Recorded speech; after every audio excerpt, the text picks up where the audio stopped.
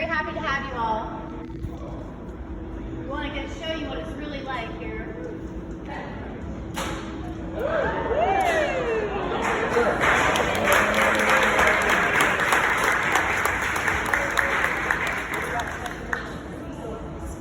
Very cool.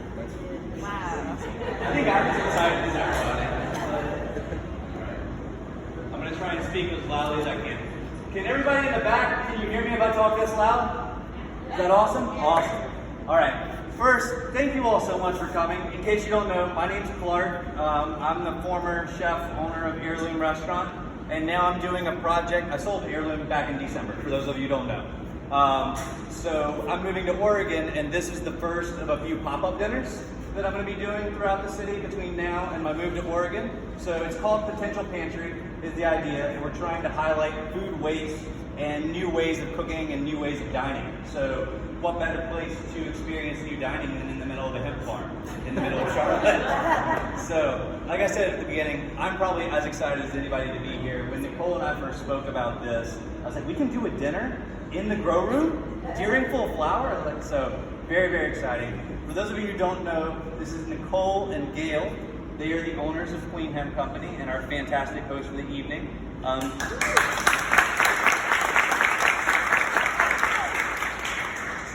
Gail is a new friend, but I've known Nicole for 5 years now. Nicole was the former owner of Rogue Farm that if you saw the banner out there when you walked in, and did a lot of just fantastic sourcing for us when I owned Heirloom. And if you never dined at the restaurant, we did this thing called basil caviar, and Nicole is actually responsible for the basil caviar. We took the basil seeds and they make this like sort of caviar texture, but I sort of credit her with teaching me that technique. So tonight, we're going to be trying to highlight hemp in as many different ways as we possibly can. We paired it with North Carolina wine throughout the evening. Grayson's going to be going around. If you drink this very quickly, we've got a couple extra bottles that will go around and try and top you off as we go through. The entire dinner is going to be a zero waste, or as close to zero waste as possible. Hence the wood flatware, the biodegradable cups, all the plates will be biodegradable. If people weren't wrapping things in plastic, this dinner would be zero waste. But unfortunately, I have to unwrap things out of plastic, and so we have about one garbage bag that goes to the landfill at the end. Otherwise, Crown Town Compost takes care of everything from the dinner. So it's completely zero waste, from what I do.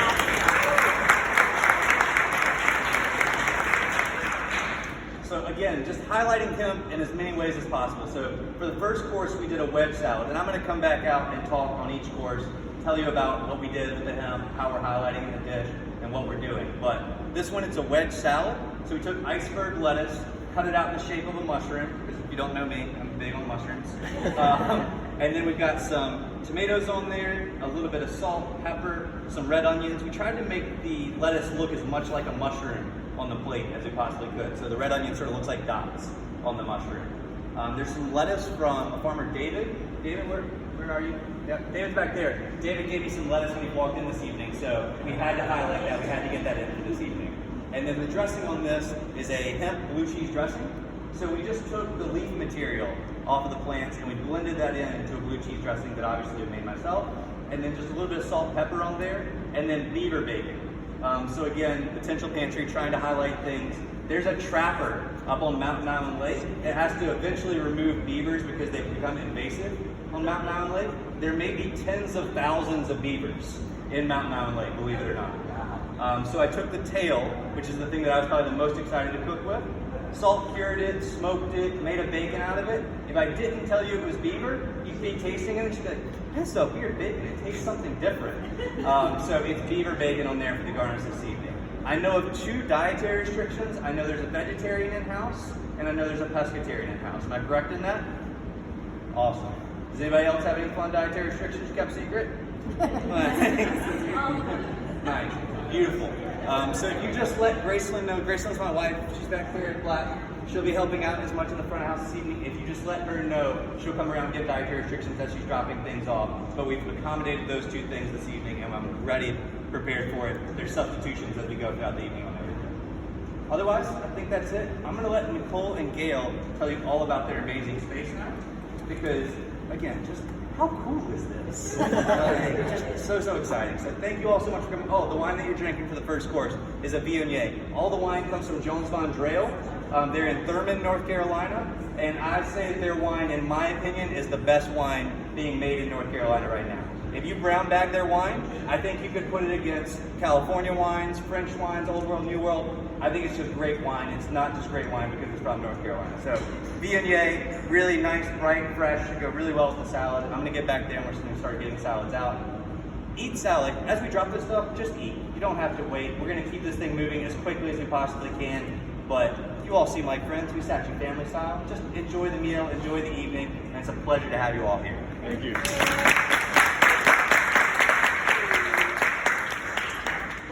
Thank you so much for coming. Real quick, while they're bringing service out, Gail and I have known each other for probably 25 years. Although the way that we came to be sisters in this crazy industry is a little bit of a fun story.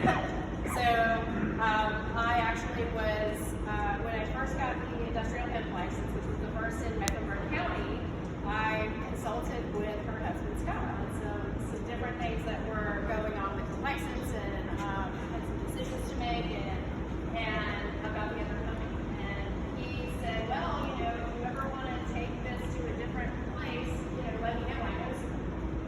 And I said, okay. Well, I thought about it for about a week and then came back and said, you know what? I really do want to probably talk to someone because there wasn't a way for me to take the other business in the shared space where I was and take that to the next level, adding on to industrial hemp.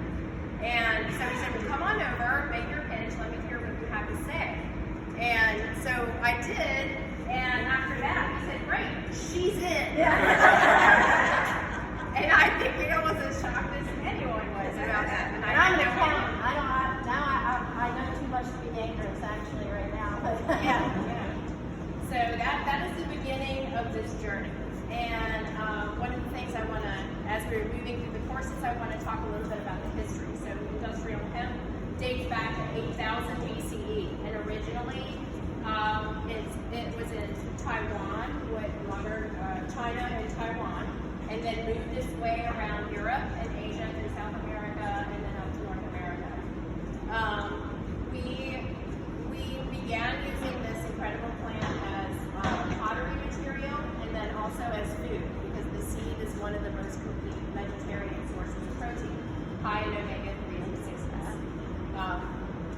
And then beyond that, I will have everyone, let me just also introduce, thank you Pam for attending, our former city manager, and then hi Lyles, I'm not with your hand. Thank you very much. And Tark and Krista Bakari, thank you so much for Thank coming you from very City much. Council. They're in their own world coming. Yeah. So But thank you all for coming. We really appreciate it. We got people from all different areas here. I mean, we got farmers, we got all Foodies. we got restaurants, we got all different kinds of people here. So welcome everybody to get to see something that's really, truly unique and Charlotte needs to be embraced more. yeah, and as the evening unfolds, we'll give you more details about the journey of hemp through history.